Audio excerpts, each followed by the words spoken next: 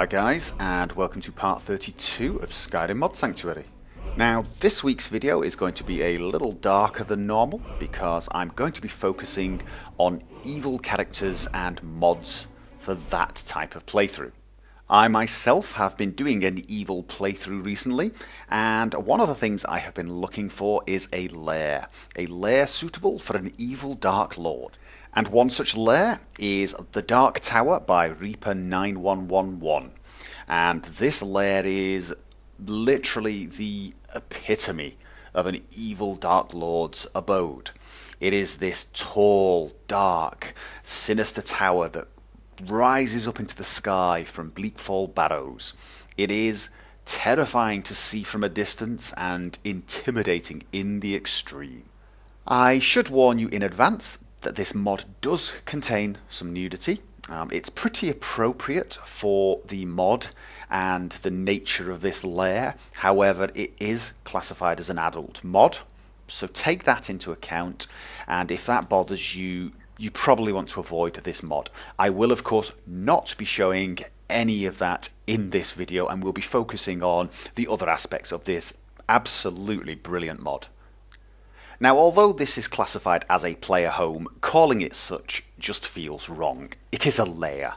It is a tower for the evil Dark Lord, and the second you enter it, you immediately feel that.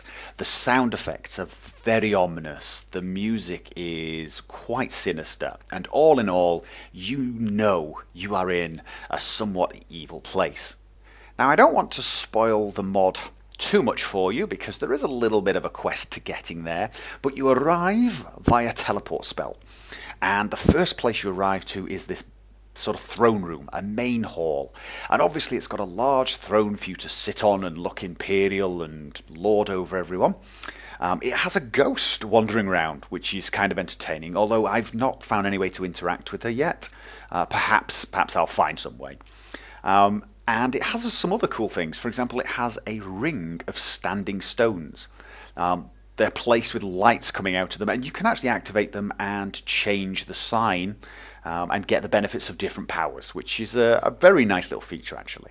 But this is just the start. There are a lot of other rooms that you can get to via teleports or from doors that are actually in that throne room. And the first one I visited was the pool room.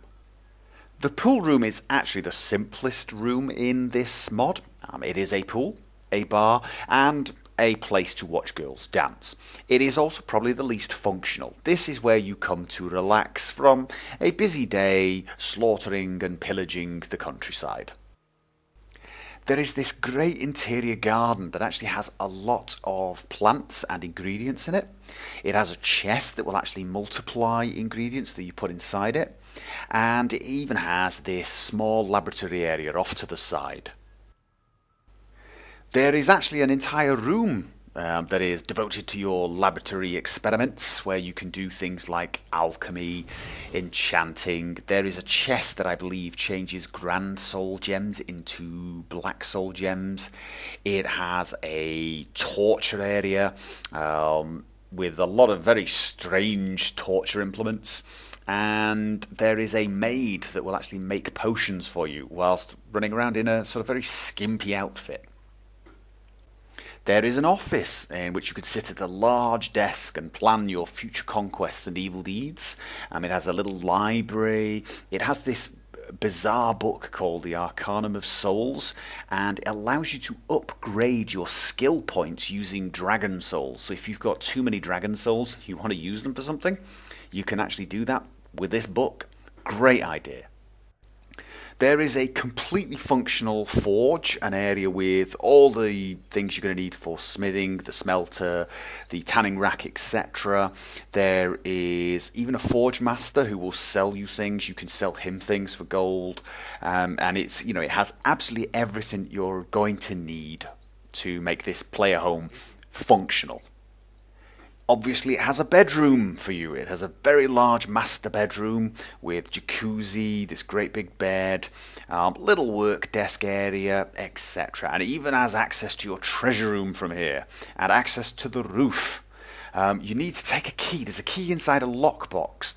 Take that key before you exit onto the roof, or you will be stuck on the roof. and the only way is to fast travel or jump. There is a guest room, just in case you want your companions there, your followers, etc. And of course, the top of the tower. In actual fact, there's two levels to the top of the tower. There's a sort of the very, very top where you have some ballistae and you can see everywhere, you can see the sky. And then underneath that, there's another layer where there's this great big book and you look like you're standing there summoning some powerful spell. This mod also has quite a lot of new items, some craftable items and some lootable artifacts from the guy you killed to get access to this tower. They are very, very powerful, but then the guy you killed to get to this mod, to this player home, was quite powerful too. But all round, this player home is one of the better ones I've ever seen. It isn't a cheat home, it's not easy to get to, but it has absolutely everything you are ever going to need. But more than that, it is quite obviously a labour of love by this mod author. He has put a lot of time, effort, and spent, a long time on the details, the little details that mark this mod as one of the best I've ever seen. It is not just one of the best houses, it's just one of the best mods. I know some people are going to be put off by the adult nature, and I do understand that, but the adult nature of this mod is quite appropriate to the subject, and it just is an absolutely superb mod. Now, if you are a dark character, but with a more mystical kind of mindset, you may want to try the Witchplate mod. This mod adds a set of armor that's a very interesting mix. It mixes together the steel armor, the stormcloak armor with the spiky gloves, and the ebony armor. It also adds a kind of mage-like hood and has these glowing blue runes on it that give it a very mystical feeling while still allowing you to have a sort of assassin character or a warrior character. Now, I like this armor because although it's stylized, it also looks functional. And those of you who watch my videos know that is important to me. I can imagine fighting in this. It also looks appropriate for spellcasting and even stealth. Now, the models that this mod uses do have some clipping issues. It's actually an issue with the normal games meshes. So if you like, you can remove the hood or even wear an alternative helmet with it. It looks great with a variety of things. Now, one of the more annoying things in this game for me is if I'm soul trapping creatures and their soul is something like a common soul or a lesser soul, but the only gem I've got left that can contain it is a grand soul, and it fills that soul gem. It's like the most annoying thing to have wasted that soul gem. So the next mod is an absolute godsend for me. It's called Smart Souls, and it is dead simple. It basically makes sure whatever level the soul is, it goes into that type of soul gem. If you don't have that type of soul gem, you don't trap the soul. No more getting petty souls in grand soul gems. Brilliant. Now, the last mod I'm going to cover in this video is the Skeleton Demonic Horse mod. And I loved this mod. When I first found it, I was laughing so hard because it's just so appropriate to my current playthrough. I had been asking for a skeletal horse for my skeletal minion. And somebody sent me a link to this and I loved it. It's a great big skeletal horse with a sort of demonic head. I think it's a dragon skull head, and it has this fiery tail flowing behind it. The tail actually makes it very easy to find in the darkness, which is kind of useful. And it just behaves exactly like a normal horse. It's no different to a normal horse. Nobody reacts as if it's a demonic horse. They all look at it like a normal horse. But you look really sinister on it. It's sort of perfect for the evil Dark Lord character.